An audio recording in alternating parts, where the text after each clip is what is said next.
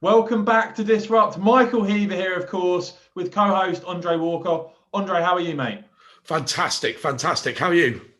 Yeah, great. I mean, I've just been reading some of the superb comments we've had encouraging our efforts here on the channel. Guys, we really do appreciate your support. Make sure you hit subscribe and the bell so you don't miss future episodes. I'm enjoying this, Andre. Yeah, absolutely, like Margaret Thatcher. I'm enjoying this. I'm enjoying this. Yeah, it's absolutely great. And I think we that's did the the right first time thing. that comparison's ever been made. But It's because you like wearing blue dresses. No, I genuinely think that people have responded so well to it. And I think we were right to kind of get together and do this. It's been great fun.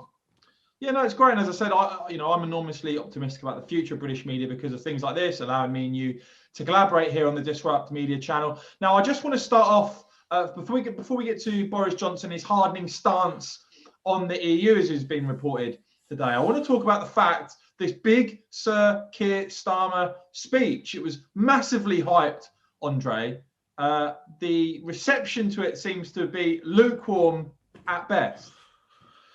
Well, I genuinely couldn't be bothered watching it. I just think that Keir Starmer is not really relevant anymore. I think the whole question for us now is about our relationship with the European Union and about what Boris Johnson is going to do about it, and indeed pushing for this lockdown to end. The problem with Keir Starmer is he's a pro-European who constantly is arguing for the lockdown to go on for longer and longer and longer, for furlough schemes to be extended. And so I just don't think he's a particularly relevant person in British politics. Now, I know that says something dreadful about the state of British politics, but I would argue we've not been an independent country for 40 years, and it's going to take us some time to get our British body politic back on track. And Keir Starmer, I think, just isn't the man to do it.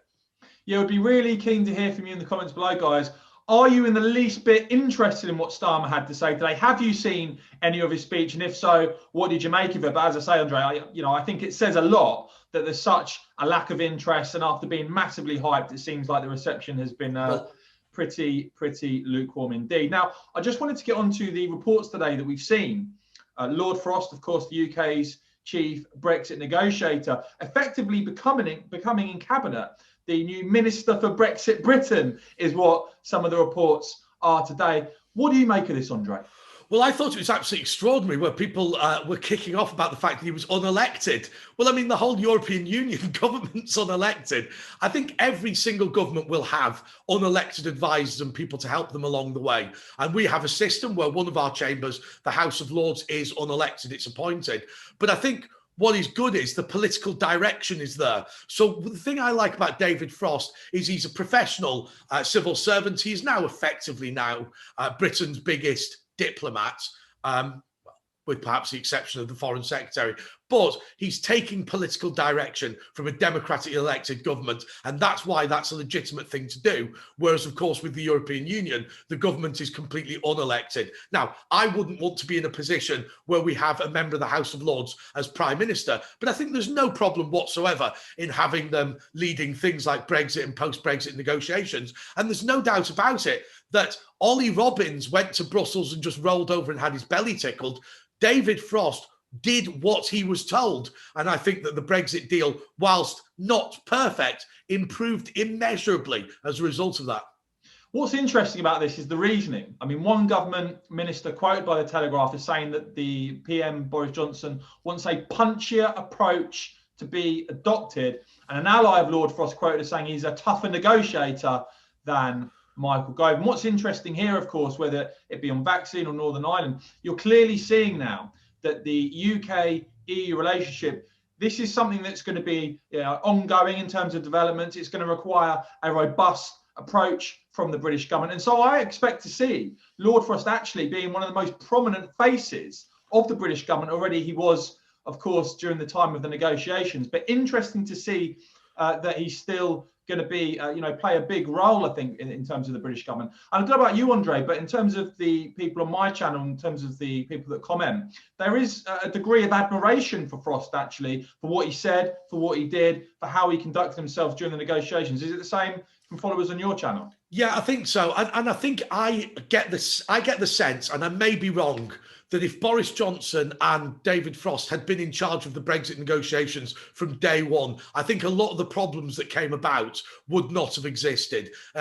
Ultimately, what they did was they renegotiated something that was pretty rotten and shambolic to start with. Now, we can never know what they would have been like, but I do think that that these guys are pretty good. But there is one really important point, of course, that whether you like the EU or not, as a member of a body like the European Union, your international relations are basically organized. Yes, okay, officially, we had embassies in Paris and things like that, but they weren't really needed. Everything was going to be done at an EU level.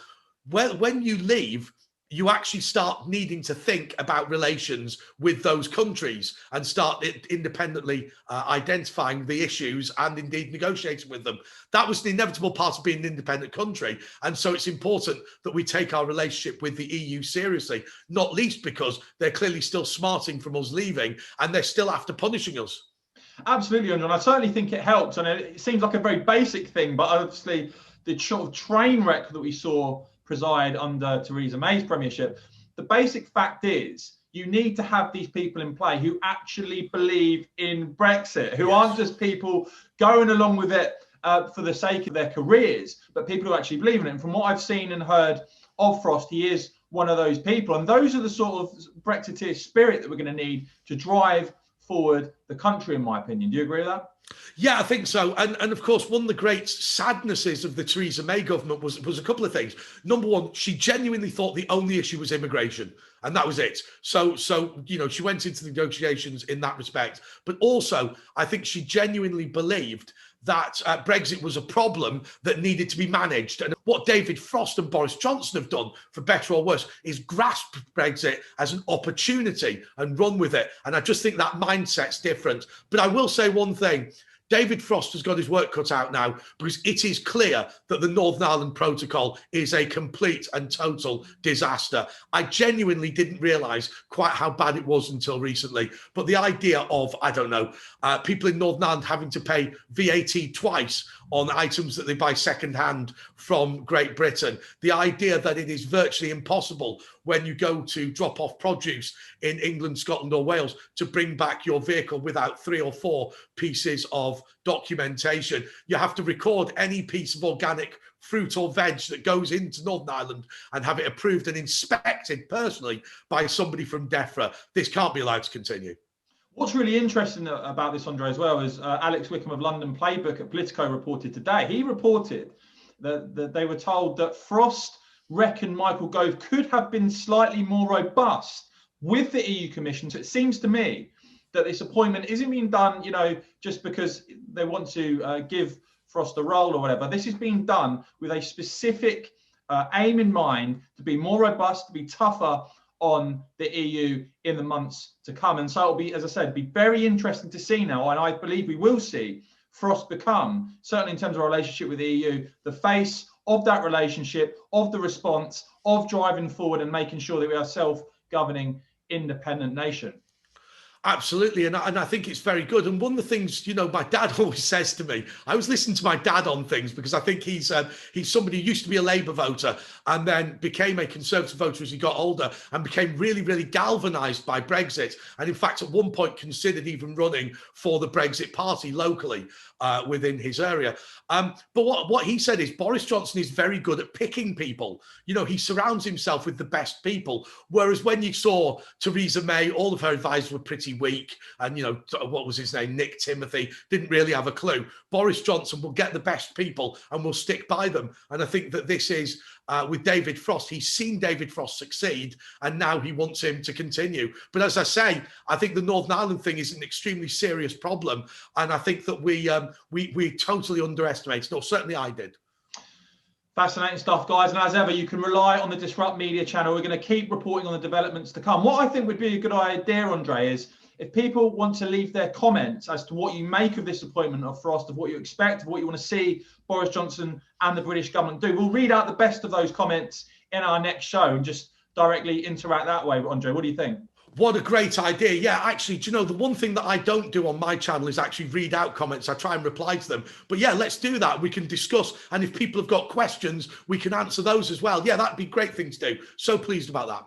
Yeah, great. All right, guys, we'll fire in your comments. Thanks for joining us again. Make sure, as I said, you've hit subscribe and the bell so you don't miss the next episode. We're going to be doing regular shows, me and Andre. We're loving your feedback. So do make sure you subscribe. Thanks for watching. Take care, and we'll see you soon.